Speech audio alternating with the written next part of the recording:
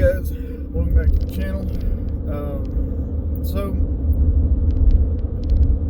sometimes, I'll post in forums or groups on Facebook about long-range shooting, right? And I'll talk about some of the projects I'm working on and some of the experimentation I've been doing. And lately, a lot of that has involved my 308, which is a short barrel 308. It's 16 inches, so right at the legal minimum length for a rifle, and unless you want to pay the government extra money to own it.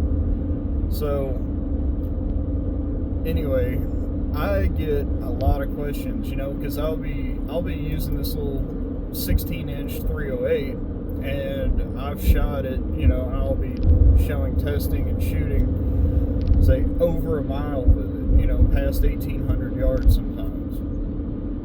And I've got tons of questions on why a short barrel. Why have I been using such a short barrel to try to shoot that far? When clearly if I had, a longer barrel, say a 26 or 28 or even a 30 or 31, 32 inch barrel, something like that.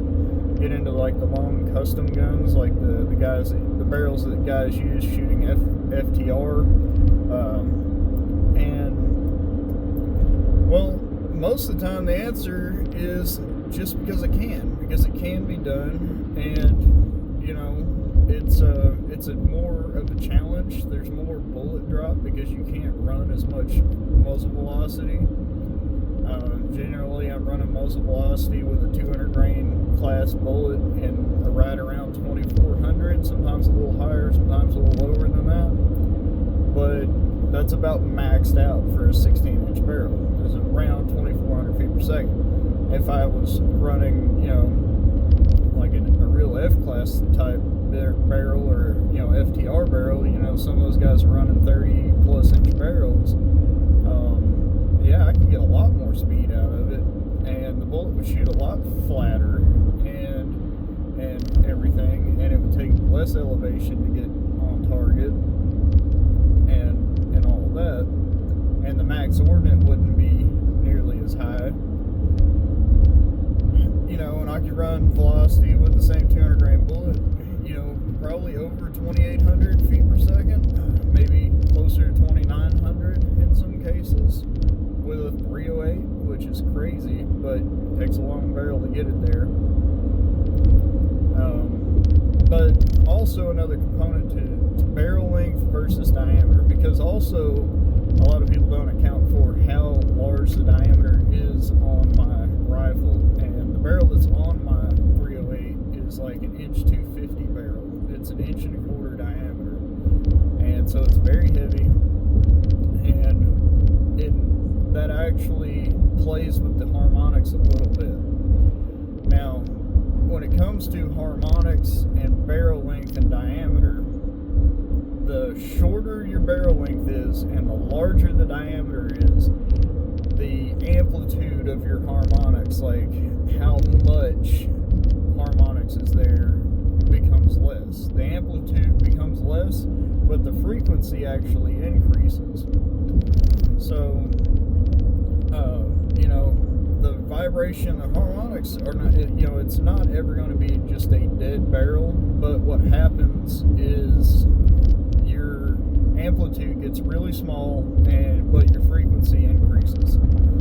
So as far as tuning your load to that barrel, you will find that tuning windows will be very, very small, and the problem with that is if you're trying to really tune your load and get just a perfect load for that barrel, is if temperature changes outside or humidity changes or something, it can come out of tune really easily. Now, if you're using a longer barrel that's smaller in diameter, say something with, that's tapered or anything like that, just a lighter weight profile barrel, your amplitude becomes larger, but your frequency actually becomes less. The amount of waves per inch, your sine waves, becomes less. And so what that means for tuning is that your tuning window becomes larger. And so it actually will be easier to tune that rifle and tune the ammo for it and keep it in tune over a wider range of environmental factors. Now, for the average guy out here shooting and stuff, the average dude with a hunting rifle, like, none of this means anything to them. If you're just a hunter and you're thinking about this kind of stuff, you probably could be spending your time a little more wisely, I guess. Unless you've just got a lot of free time and you just you're kind of a science nerd or whatever.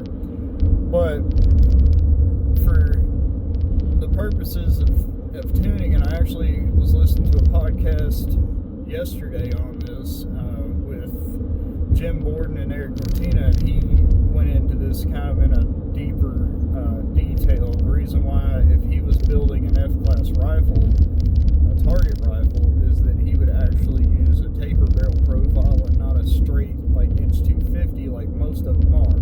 Like if you look at any F-class match, almost all of the barrels on the line are going to be straight bull barrels, straight, they're going to be like inch or inch 250 barrels, and none of them have a taper to them. But his reasoning behind building a rifle with a taper is that it would be easier to tune it, and you could keep it in tune in a wider range. Now, going back to the short barrel with the high frequency and low amplitude of Harmonics, the reason why I'm choosing to do it that way is because if you buy a barrel like that or you set your rifle up that way, it basically is either going to shoot pretty dang good or it's not going to shoot at all.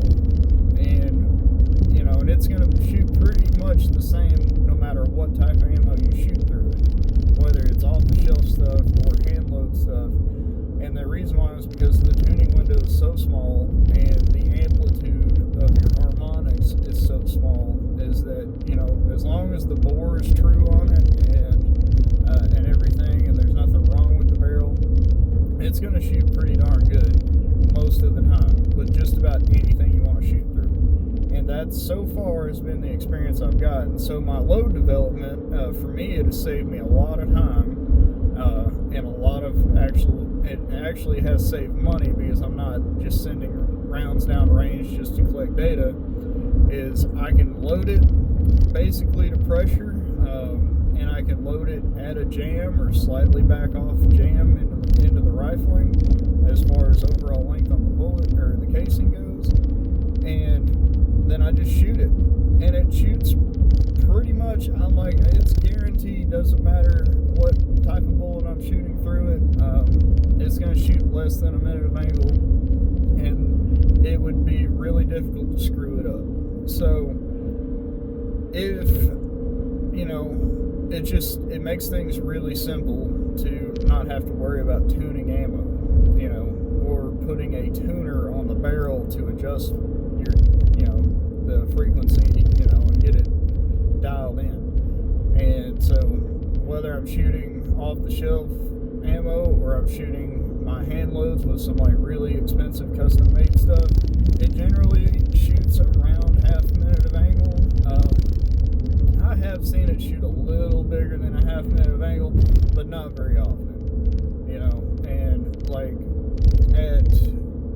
when I took it out this past weekend and I was shooting some 198 grain lathe turned solid bullets, and the only load development I did for them was I loaded 3 of them at the same load that I used for a 208 grain ELD match.